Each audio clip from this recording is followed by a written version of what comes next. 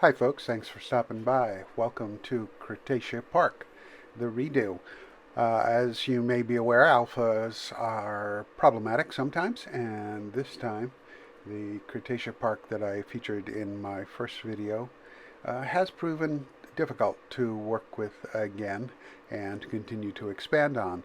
So in this video and subsequent ones of the Cretacea Park series, I have rebuilt the opening plaza and will be uh, expanding the park and changing it a little bit as we go along, incorporating new and I hope better ideas. So the first thing is a new entrance building, quite a bit larger and a bit fancier, with a logo on it. So let's take a look at what exists so far. Our guests enter the plaza. It's a little bit less large than the previous one. There's still the Cretacea Park sign in the center and the double ring that guests can move around depending on what attracts their attention. The park doesn't have as large a forward draw that's visible from here. But it still has the restroom on one side of the entrance building, and the prefab is still built in to the shell. The shell itself is larger with a living roof. It's quite a bit of an upgrade from the previous one. And on one side, what I envision as the accessibility services area, where guests with mobility issues would come and get equipped to visit the park.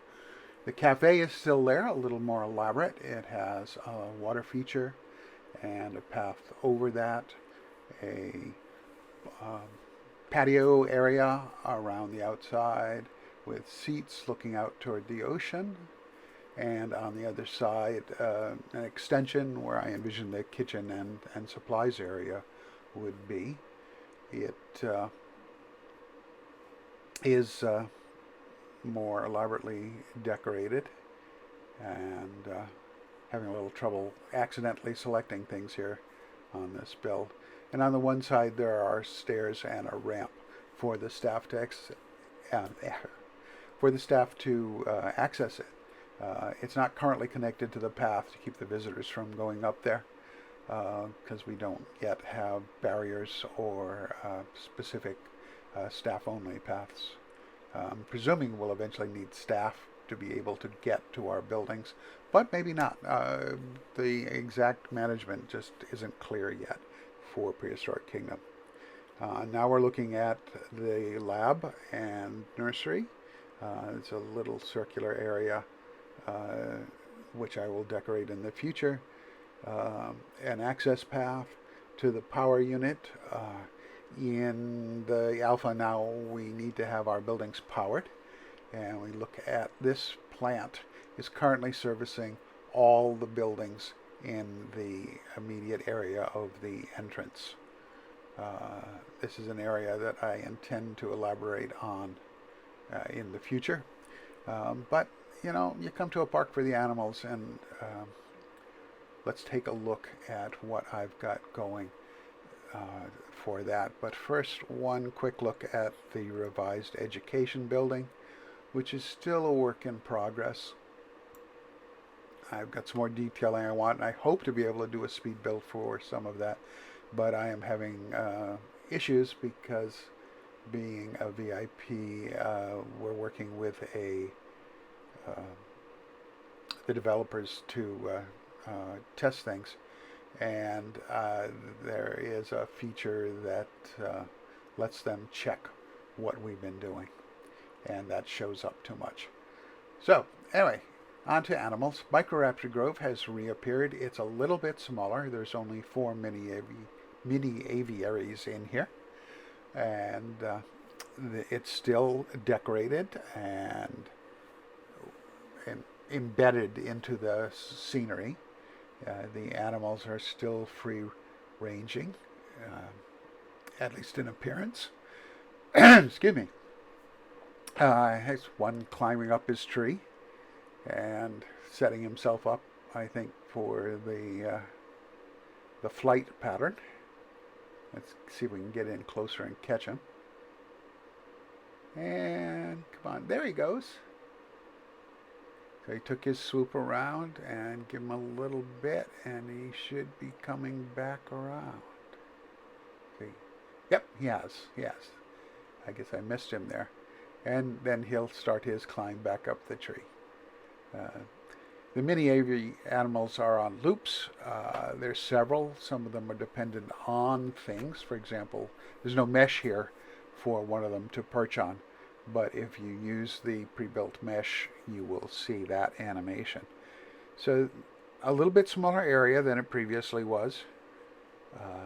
Still pick a path for the guests, and it comes through and exits another archway, which will lead them around to the general circular path for entry into the park proper. And we'll come back to that building you can see through there shortly. So let's back out and go back to the main entrance path into the park. There we go. Okay. The trees on the left are a hint of what's going to be off in that direction.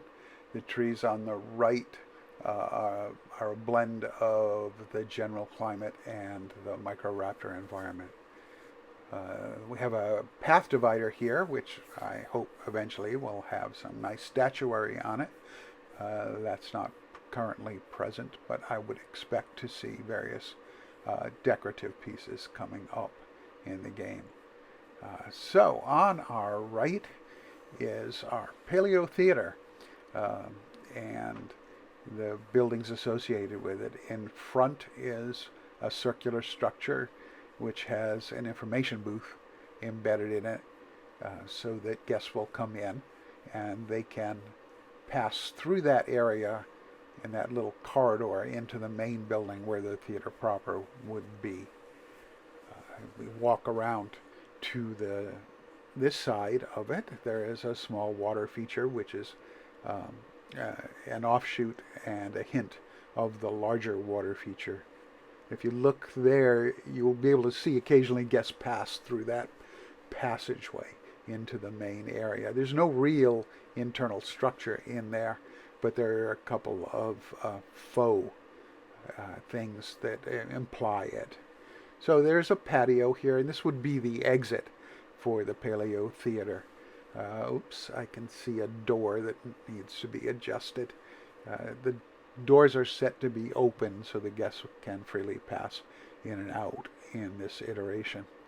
And the patio also looks out over the bigger feature, swampy, fen-like area, and in the far distance, the plateau.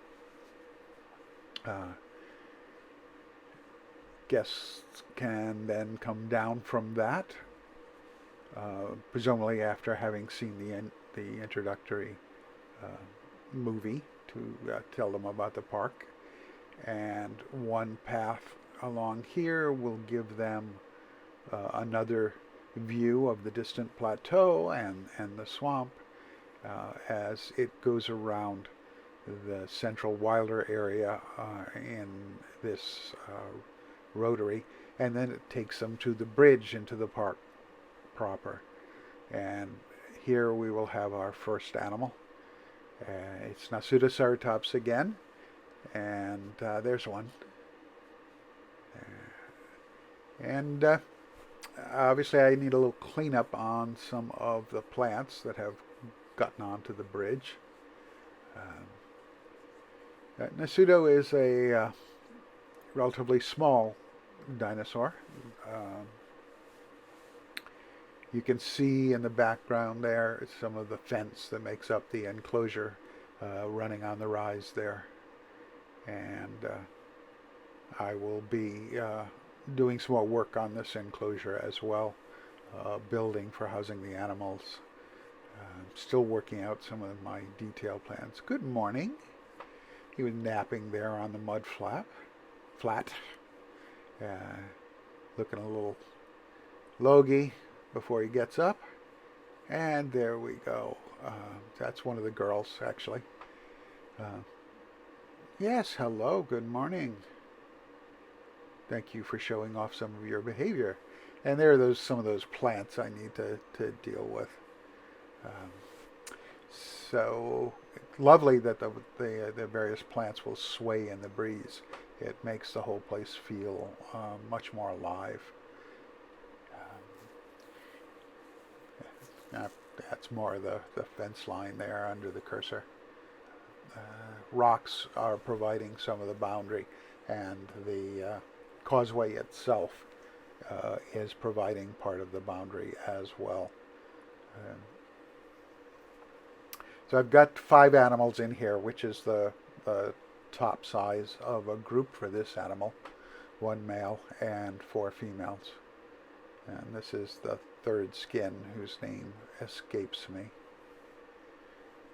So that area back there is probably where I'm going to put the animal care structure. It may tie into something that happens on the other side of the causeway. I'm still, again, working out the detail of that. But that's why the path just sort of ends there.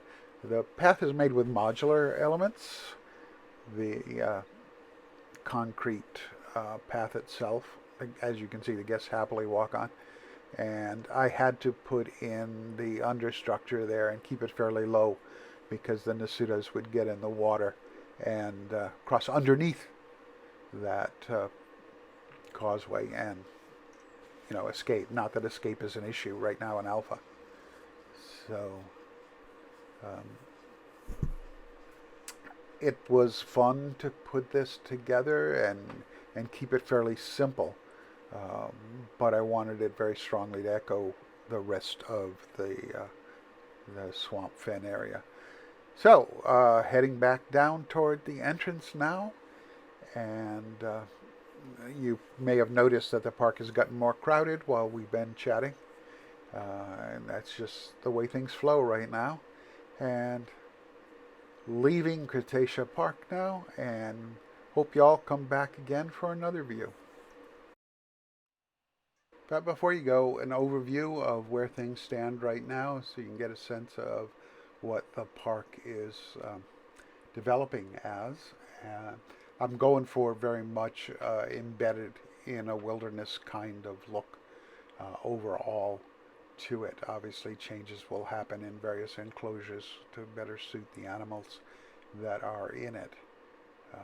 But I wanted to have a wilder location feel to it. If you're a Jurassic Park fan, that makes it better for when the animals escape and it makes it more adventurous. But I'm leaning more toward a real zoo. The animals are expensive enough. You don't need to be terraforming the whole place. So a lot of the terraforming I will do is intended to be things that were there originally, even though the game will charge me for developing them. That's part of the price one pays in a zoo tycoon. So let's do a little transition now and a little bit of a look more at the Nasuto enclosure. A little bit of an aerial view so you can see it. I haven't done an estimate of whether the spacing is correct for these animals. But it's still a little unclear to me about the space requirements, if that's what's listed in the nursery is what's needed for an animal or for the group of animals that's recommended size. And a little bit of looking at the animals, because dinosaurs is kind of why we're here.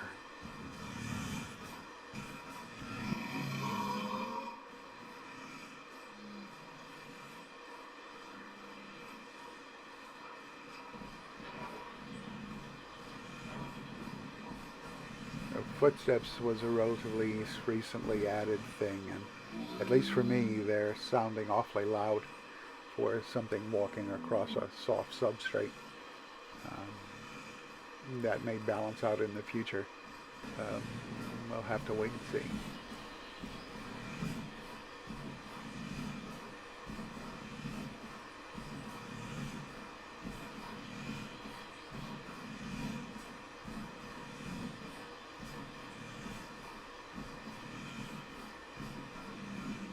long stroll for this girl.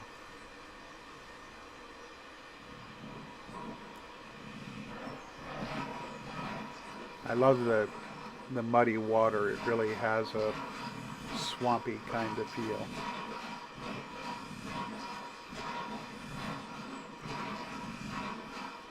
Of course, the squishy footprints aren't really quite the sound that animal would be making moving through the water. But, and away they go. So thanks for stopping by. Hope you'll come by for some more. I hope to have speed builds in the future and elaborate on Cretacea Park. I appreciate your viewing, and if you want to see more, it encourages me if you subscribe, and also if you like. So do it if you want to. I'll be back with more.